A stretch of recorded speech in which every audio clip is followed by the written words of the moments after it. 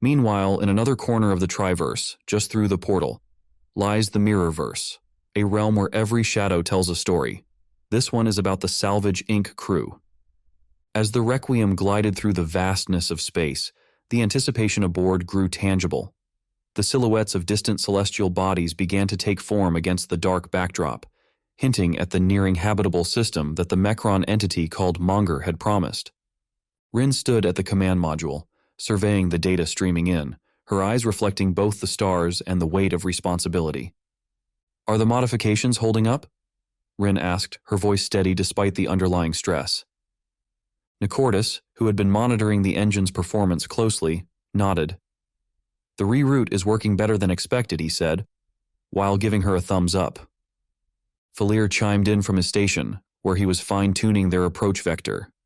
"Speaking of the planet, we're about to get our first real look at it, bringing it up on the main screen now." The crew gathered around as the image of a verdant world filled the viewport.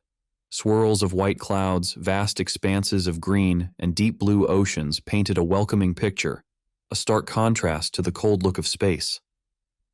"It's beautiful," Rin murmured, allowing herself a moment of awe. "Looks promising. Let's not get too comfortable, though. Falir, prep for atmospheric entry. Nicordus, you're on sensors. Let's find out if it's as friendly as it looks." Monger, which had been silently interfacing with the ship's systems, suddenly illuminated a brighter hue. Planetary analysis indicates optimal conditions for human life. Some threat levels detected from initial scans. Caution is advisable. "Damn it. It's going to be an eat-the-humans planet. Mark my words," Nicordus quipped, as he adjusted the thermal shields for atmospheric entry. "Here's to hoping the locals are as welcoming as the scenery." As the Requiem sliced through the atmosphere at breakneck speeds, Falir was taken aback. Against all odds, the readings were still green. A surprising feat, given that any other vessel would have disintegrated under such intense conditions. Rin gave a brief nod, her focus shifting back to the task at hand. As they began their descent, the ship, due to atmospheric friction, heating the external panels to a bright white glow visible through the side view screens. Falir kept his eyes glued to the sensor readouts, watching for any signs of turbulence or unexpected meteorological phenomena. "Systems look manageable. I'm picking up some strong wind patterns in the northern hemisphere, but nothing this starship can't handle." The descent was smoother than any of them had dared hope, with the ship's engines compensating perfectly for the planet's gravitational pull. As they broke through the cloud layer, sprawling landscapes rolled out beneath them, dotted with what looked like forests and meandering rivers. "Find us a nice spot to land, somewhere with a good view," Rin said, the corners of her mouth twitching upwards in a rare display of humor amid tension. Nicordus, busy at his console, responded without looking up. "How about next to that lake there? Looks like it's got beachfront property." The Requiem touched down gently on a flat plain near the edge of a vast forest, overlooking a sparkling blue lake. The landing gears deployed with a solid thump, anchoring them to this new world. "All right, we're down. Everyone take a moment to breathe," Rin announced, her voice betraying relief. "Monger, can you do a final sweep for any hazards or basically anything that might want to eat us?" The entity's lights pulsed methodically as it conducted its scans. "The immediate vicinity is clear of large biological threats. Caution is recommended until a more thorough survey can be completed." Translation: "Don't wander off," Falir added, unstrapping himself from his seat. "Guess it's time to see if this place is everything it's cracked up to be." Nicordus was already pulling on his gear, a mix of excitement and caution in his eyes. "I'll take first watch. You guys make sure we're secure here. Then let's set up a perimeter." As they stepped out of the Requiem for the first time, the air fresh and filled with the sense of alien flora, the sense of new beginnings was overwhelming. They were pioneers on an untouched world, with all the hopes and fears that entailed. The ground underfoot was soft, covered in a carpet of moss-like vegetation that cushioned their steps. Rin took a deep breath, feeling the weight of countless decisions looming ahead. This planet could be a sanctuary, a place to start a new Earth. As she looked out over the lake, reflecting the setting sun of this new world, the possibilities seemed as endless as the sky above them. The alien sun dipped below the horizon, casting long shadows across the landscape as the crew of the Requiem began their first night on the new planet. The air was crisp, filled with the sounds of nocturnal creatures awakening to their twilight chorus. Nicordus had set up portable lights around the perimeter of their camp, the artificial glow creating a small oasis of safety amidst the unknown. Rin and Falir were assembling a communications array on top of the ship, hoping to boost their signal enough to send a reconnaissance report back through to Earth. "Think Earth will be getting our postcards anytime soon?" Falir asked, half joking as he connected another segment of the array. Rin, securing the base of the array, looked up at the star-filled sky. "If this works, they'll know, and that this place could be what we've been looking for, just in case the Mechron's full show of force is too much for humanity to face." Meanwhile, Nicordus kept watch, his eyes scanning the dark woods. The Mechron entity, which they had started to refer to as Monger, was standing by, its sensors continuously sweeping the area. "Quiet night," Nicordus murmured to Monger, who responded, "Quiet is good," its voice a monotone. No significant movement detected within a 2-kilometer radius. Nicordus nodded, though his grip on his rifle didn't loosen. "Let's keep it that way." Back at the communications setup, Falir powered up the array. A low hum began to build, the screens flickering to life. "Here goes nothing," he said, fingers crossed. The array beeped twice, a good sign. "Signal's strong and stable, we're broadcasting," Falir announced, a broad grin spreading across his face. Rin responded with, "Good work, Falir. Let's give it some time, see if we get a ping back." As the night progressed, the team took shifts monitoring the array and patrolling the camp. The planet, while serene, was still a giant question mark in Rin's mind. Each rustle in the underbrush, each unfamiliar call from the dark forest, kept her senses sharp.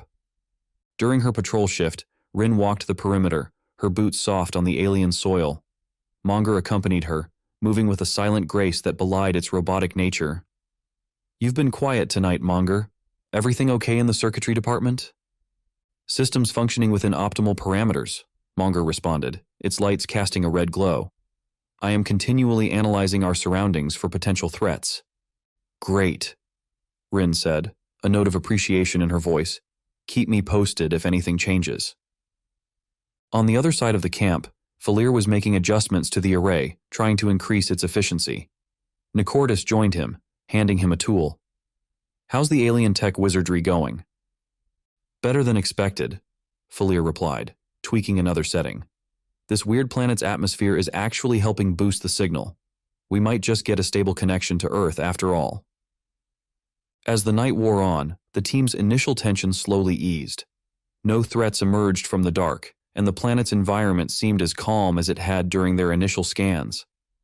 Rin, standing a little away from the camp, looked up at the stars again, considering their isolation and the sliver of hope that this planet represented. "We might actually have a chance here," she said to herself, a mixture of wonder and resolve filling her voice. The night passed without incident, and by the time the sun rose, painting the sky with brilliant hues of orange and pink, the crew felt a cautious optimism.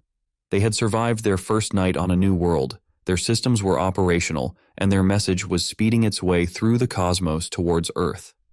With the first rays of the alien sun casting a golden hue across the landscape, the crew of the Requiem readied themselves for the day's exploration. Their makeshift camp was a flurry of activity, with each member carrying out their tasks with renewed vigor after a surprisingly peaceful first night on the new planet. Rin, checking the readouts from the overnight scans, was the picture of focused command. "Falir, how's the signal holding up this morning?" "Still strong," Falir responded, his eyes fixed on the array's monitors. "We delivered our message, but the listening post wasn't where Earth should be. It was definitely sent into our solar system, though. They received our initial data burst, and we included the schematics for this type of transmitter.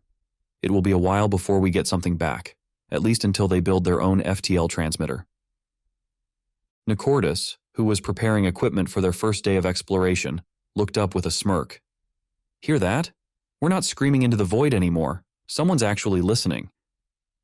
Rin couldn't help but smile back. "Let's hope they respond soon. Monger, you're with me today. We're going to survey the northern quadrant. Falir, Nicordus, take the southern edge. We need water samples, soil analysis, and anything else that might be of use. Monger, its sensors already whirring softly in preparation, nodded its agreement. Affirmative, Commander. Optimizing sensors for ecological data collection. Rin responded, Look at that, it's calling me Commander. As the team split up, Rin and Monger ventured into the dense forest that bordered their landing site. The undergrowth was thick, and the air was filled with the sweet scent of alien flora. Monger led the way, its body a soft beacon of light among the shadows of towering trees and overgrown ferns. Keep an eye on the bioreaders, Monger. I don't want to become surprise dinner, Rin instructed, her hand resting on the sidearm at her belt. Despite the peaceful night, she wasn't ready to trust the planet just yet.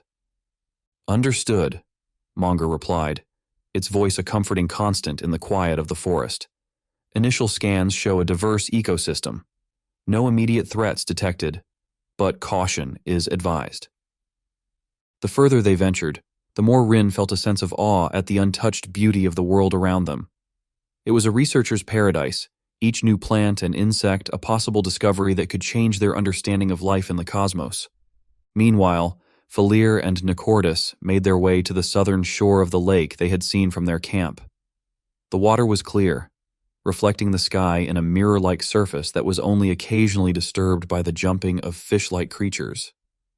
Looks like we won't be going hungry, Nicordus commented, taking samples of the water and nearby soil. Falir, scanning the area with a handheld device, nodded. And if the water's as clean as it looks, we won't be going thirsty either. This place might just be perfect after all. Maybe too perfect. Nicordus shot him a quick shrug that said, I don't know, maybe. Back in the northern forest, Rin and Monger stumbled upon a clearing where the light pooled on the ground like liquid gold. In the center of the clearing stood a strange, metal-like structure, its surface smooth and oddly luminescent. Rin approached cautiously, her curiosity piqued. Monger, any ideas what this is? Monger extended a limb, touching the structure gently. Unknown material, not native to the planet. It appears to be powered. As if on cue, the structure began to glow brighter. A warm energy pulsed from it, washing over Rin and Monger in a wave that felt both exhilarating and terrifying. Rin stepped back, her instincts screaming caution. Monger, do you feel that? Energy surge detected. It is rejuvenating, but unknown. Caution is strongly recommended. Rin ran back to the 3-line, keeping her eyes on the glowing metal object the size of a small building. Let's mark this location. We need to bring the others here and figure out what this is. Back at the lake, Nicordus and Falir were wrapping up their sampling when Rin's voice crackled over their communicators. We've found something. Northern quadrant. Looks important, and possibly dangerous. We need all hands on deck. Nicordus grabbed his pack, his earlier levity replaced by urgency. On our way, Commander. As he chuckled with the name, however, he couldn't just dispel the feeling of something just had to go south again, like it always does. As they converged on the site of the discovery, each member of the team felt the shift in the air, a buzz of energy that hinted at secrets hidden within the planet's serene facade. The luminescent structure in the clearing was a beacon, drawing the crew together with its enigmatic allure. As Falir and Nicordus arrived, they found Rin and Monger standing a cautious distance away, observing the pulsating glow that seemed to rhythmically breathe light into the surrounding air. What in the cosmos is that, and what is it doing here? Falir asked, his tone a mix of awe and apprehension. Nicordus, his eyes wide, approached slowly, a scanner in hand. Whatever it is, it's emitting some sort of energy signature, but nothing like the Requiem. Rin gestured to the area surrounding the structure. We need to figure out if it's safe and what its purpose might be. Monger moved closer, its sensors extended. The energy is stable but potent. It appears to be a sort of beacon or marker. My hypothesis. It may have been part of a larger object. Falir, looking between the device and the serene landscape, rubbed his chin thoughtfully. Could this planet be a hub of some sort? Maybe a way station or a marker for someone or something else? The group mulled over the possibilities. The discovery of the structure suggested that they were not the first to visit this world, and perhaps not the first to consider it significant. The implications were profound, offering new avenues of thought about interstellar travel and ancient civilizations. Rin decided to establish a secure perimeter around the structure. We need to set up monitoring equipment. If this is indeed a beacon, we might be able to trace its signal or even use it ourselves. As they worked, setting up sensors and data collectors, the structure occasionally pulsed brighter, as if responding to their presence. As the sun was setting once more, Nicordus, who was aligning a sensor, paused and looked up at the fading light. You know, this might just be the biggest discovery of our time. We could be standing on a piece of history. Rin pointed her finger at the Requiem. Nicordus looked at it, then sighed and fixed his statement. Okay, maybe the second biggest discovery. Falir nodded, his earlier reservations giving way to the thrill of discovery. Imagine the stories they'll tell about us. Salvage Inc., now the crew of the Requiem, we uncovered an Earth-like planet and maybe even the gateway to the stars. It has a nice ring to it. Also, plenty of money to be made from that, he mused. The evening wore on, and as the sun set completely, the structure's glow became the only source of light in the clearing, casting an ethereal glow on their faces. They set up a temporary camp nearby, not wanting to stray too far from their find. That night, as they sat around their portable heater, the crew discussed the day's findings. Rin looked around at her team, their faces illuminated by both the fire and the pulsing light from the structure. We have a choice to make, she said, her voice cutting through the crackle of the fire. We can finish our surveys and try to return home with the data, or we can stay and learn more, maybe even contact whoever made them. The crew exchanged looks, the weight of the decision pressing upon them. Nicordus was the first to speak up. I say we explore. We have a chance to do something extraordinary here. We can always go back, but what if we miss our chance to truly understand this place? Faleri nodded in agreement. I'm with Nicordus. There is enough food here to extend our stay, and with the data we've sent back, Earth knows we're here. Monger, ever the observer, added, My systems are well suited to extended planetary study. Rin considered each of their opinions, her gaze lingering on the glowing structure. All right, she finally said, her voice firm with resolve. We stay. We learn. We explore. Let's see what secrets this planet holds and what stories it will tell. They all nodded, a sense of unity and purpose binding them together under the alien stars. The alien dawn broke over the horizon, casting a new light on the mysterious structure that had captivated the crew of the Requiem. Today, with their decision to stay and explore solidified, there was a fresh vigor in their actions, a sense of purpose that went beyond mere survival or discovery. Rin, along with Monger, started the day by mapping a wider perimeter around the beacon-like structure. The plan was to search for an entrance into the structure or any additional artifacts or signs of the ancient technology that might reveal the purpose of this world in a broader cosmic network. Keep an eye on the energy fluctuations, Monger. Let's see if we can't decipher a pattern or a triggering mechanism, Rin instructed, her voice low and focused as they circled the glowing building-sized structure. Monger responded with a series of beeps and whirs, delicately probing the air and ground. Data suggests intermittent pulses at regular intervals. Falire and Nicordus, meanwhile, undertook the task of establishing a more permanent base camp. They were constructing a modular lab near the structure and unloading gear from the ship. I've always wanted to play with this sort of gear, Falire commented cheerily as he calibrated a spectral analyzer. Feels like unwrapping presents on my birthday. Nicordus, securing a solar panel to the structure, grinned back. Just don't blow a fuse. We're a long way from the nearest hardware store.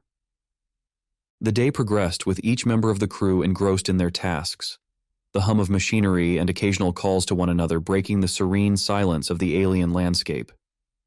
Rin and Monger's exploration around the beacon uncovered more peculiarities in the terrain, subtle variations in soil composition and vegetation that seemed to radiate outward from the structure. It's as if this whole area is influenced by the structure's presence, Rin mused aloud, noting the changes on her digital pad. Monger, could the structure be affecting the ecosystem here? Analysis confirms high probability of ecological integration, Monger replied, displaying a holographic model of the area that highlighted the affected zones.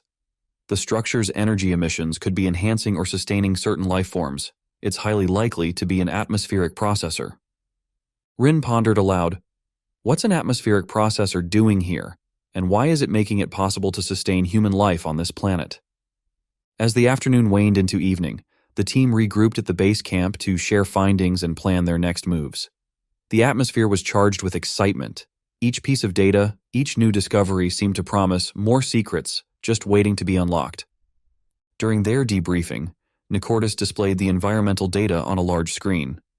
It looks like we've got more than just a fancy rock here, he explained. I've also found evidence of multiple structures like this scattered across the planet. We missed them on our initial scans because they were likely dormant. It seems they've reawakened since we landed. If we can crack the code of these structures, who knows what else we'll find? Falaire, ever the skeptic, raised an eyebrow. Or what will find us? Let's not forget, we're not scientists or even cyborg-enhanced soldiers. We are just a human salvage crew, very far from home. Caution is mandatory. Rin nodded in agreement. Tomorrow we'll expand the perimeter further. We need to understand the full scope of the structure's influence. Monger, you'll continue your analysis here. Falaire, Nicordus, you're with me. We need to ensure we're prepared for any surprises. The crew settled down for the night, the camp bathed in the soft glow of both the structure and their own protective lighting. As they drifted off to sleep in their alien surroundings with the promise of an exciting tomorrow, the stars overhead, however, twinkled with the promise of the unknown. But that Triverse story will have to be told another time. If you've stuck with me up to this point, a heartfelt thank you. I'd also like to take a moment to remind you that my entire channel is dedicated to the Triverse and its enthralling Mechron mechanoid saga. While many of the stories stand alone, allowing you to dive in at any point, crafting these narratives takes about 4 or 5 days each, so your patience is greatly appreciated. If you find yourself enjoying what you see, consider exploring more of my videos. Each one, in its own unique way, weaves together more of the overarching story I'm telling.